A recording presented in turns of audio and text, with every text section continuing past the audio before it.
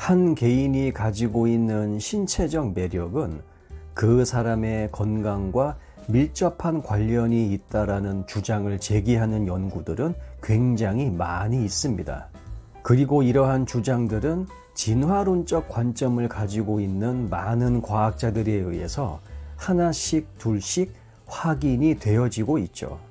하지만 크게 세 부분, 그러니까 허리, 골반, 어깨 비율, 그리고 얼굴과 신체의 대칭성, 마지막으로 특정 성별에만 나타날 수 있는 호르몬 균형이 있겠습니다.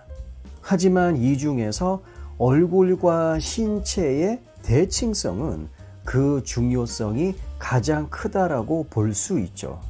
성장기 때 외적 그리고 내적 데미지를 크게 입거나 아니면 타고난 건강 상태가 좋지 못한 경우에는 어쩔 수 없이 자라면서 이러한 신체와 얼굴의 대칭성이 무너질 수밖에 없습니다. 설령 이러한 난관들을 경험했다고 하더라도 그 사람이 가지고 있는 얼굴과 신체의 대칭성이 좋은 경우, 이 사람은 그러한 난관들을 잘 극복할 수 있는 유전자를 가지고 있구나라는 판단을 우리는 할 수 있죠. 특히 최근에 차곡차곡 쌓여지고 있는 연구 데이터들을 보게 되면 얼굴과 신체의 대칭성이 좋은 경우 타고난 유전자 또한 우수할 가능성이 있지만 이것보다도 더 중요한 것은 후천적으로 개발될 수 있는 유전자의 잠재력, 이것 또한 그렇지 않은 사람들보다 우수할 가능성이 높다라는 것입니다. 얼굴의 대칭성과는 달리 신체의 대칭성은 여성들에게 특히 더 중요할 수도 있습니다. 왜냐하면 기본적으로 남자의 뇌가 여자보다 조금 더 무겁지만 그 무게 차이는 평균 120g밖에 안 됩니다. 하지만 이러한 머리를 받치고 있는 상체 근육은 남자가 여자보다 2배 가까이 더 강하다라는 것에 중요한 시사점이 있죠. 다시 말하면 여성의 상체에 더 큰 부담이 발생할 수밖에 없다라는 것이죠. 그리고 이러한 부담이 계속해서 가중이 되고 지속이 되다 보면 결국 상체의 균형이 무너질 수밖에 없습니다. 그러면 이것이 겉으로 나타나게 되는데 어떤 식으로? 여성의 가슴의 높이가 달라지는 거죠. 참고로 남자는 상당히 먼 거리에서도 여자들의 가슴 사이즈를 거의 정확하게 알아맞출 수 있는 그런 놀라운 능력이 있다는 거 참고로 알고 계시면 더욱더 좋을 것 같습니다. 그리고 어떤 진화심리학자들이 주장하기를 남자들이 여자들의 가슴에 집착하거나 혹은 집중하는 여러 가지 원인들 중에 하나는 바로 여성들의 상체 균형을 정확하게 읽어내기 위해서라고 하죠. 그뿐만 아니라 남성들이 여성들의 큰 가슴을 선호하는 이유는 여자의 가슴이 작은 경우 그 여성의 신체 균형을 읽어내는데 한계가 존재하기 때문이라는 그러한 주장을 하는 학자들도 있습니다. 남자의 상체와 관련해서는 뭐니 해도 비율이죠. 이때 비율은 허리 대비 어깨 넓이 비율을 말하는 것입니다. 당연히 허리보다 어깨가 더 넓어야죠. 이 말은 허리가 어깨보다 얇으면 비록 내가 절대적인 어깨 넓이가 좁다 하더라도 이러한 단점을 충분히 극복할 수 있다는 말과 일맥상통합니다. 참고로 사회 경제적인 위치를 어느 정도 가지고 있는 여성들의 경우에는 허리 대비 넓은 어깨보다는 허리 대비 넓고 큰 가슴을 가지고 있는 남자를 선호한다라는 이 분야의 저명한 학자의 연구 결과도 있으니까 이 부분도 한번 잘 참고해 보시기를 바라겠습니다. 그리고 키와 관련해서 많은 남성분들이 불필요한 컴플렉스를 가지고 계신데 오늘 제가 결론을 내어드리겠습니다. 물론 여성들은 키가 큰 남자를 선호하는 것은 맞습니다. 하지만 이것은 어디까지나 머릿속에 있는 이상형으로서의 남자 모습을 말하는 것입니다.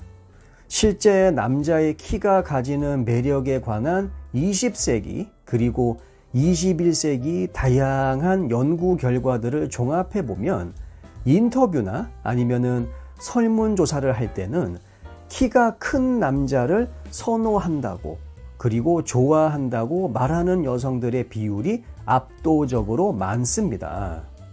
하지만 여러 남성들을 일렬로 쫙 세워놓은 다음에 각 남성이 가지고 있는 매력 지수 그리고 매력 포인트들을 한번 확인해 주세요라는 그러한 요청을 받았었을 때 확인할 수 있었던 것은 남성의 키는 남자가 여성에게 어필할 수 있는 다양한 매력 포인트 중에 일부분에 불과하더라라는 결론을 내릴 수가 있습니다.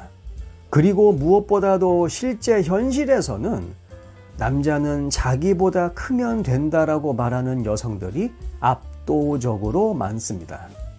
이런 것들과 더불어서 특정 성별만이 가지고 있는 특징들, 즉 남성성, 여성성, 이것 또한 참 중요하죠. 왜냐하면 이런 특정 성별에 국한된 특징들이 겉으로 드러내는 동안에 우리의 면역력이 잠시나마 억제가 됩니다. 그렇다 보면은 자연스럽게 여러 가지 질병에 취약해질 수가 있는데 그럼에도 불구하고 이러한 특징들이 겉으로 잘 드러났다? 그러면 저 사람은 그러한 면역력 억제 상태를 이겨낼 만큼 강한 유전자를 가지고 있구나 라는 판단을 우리가 자기도 모르게 내버리게 되는 거죠. 그리고 이것은 최적화된 종족 보존 활동과 아주 밀접한 연관성이 있다라고 합니다. 이것이 단순한 주장이 아닌 이유가 뭐냐면 실제로 여자들이 봤을 때 저 남자 잘생겼네요. 이러한 판단을 받을 만한 얼굴을 가지고 있는 남자들의 정액 샘플, 이것들을 그렇지 못한 남자들의 정액 샘플과 비교를 해봤더니 잘생긴 외모를 가지고 있는 남자들의 정자의 움직임, 얘네들이 더 활달했고 그리고 무엇보다도 정자의 모양 또한 더 잘생겼다라고 합니다. 여자들이 잘생긴 남자들한테 쩍쩍 달라붙는 것은 그건 자기도 어찌 할 수 없는 종족 보존 활동 프로그램이 작동을 하고 있다라는 것이죠.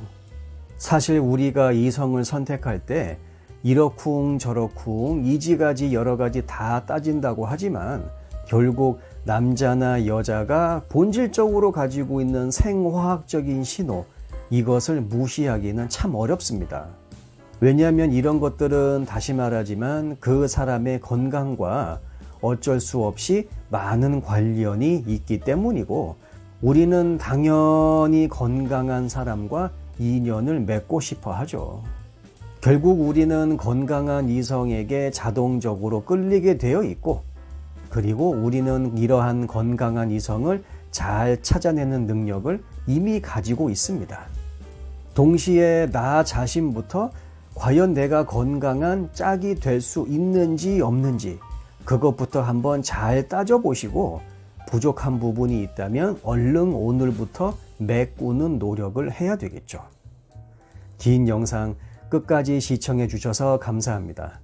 다음 영상에서 뵙겠습니다.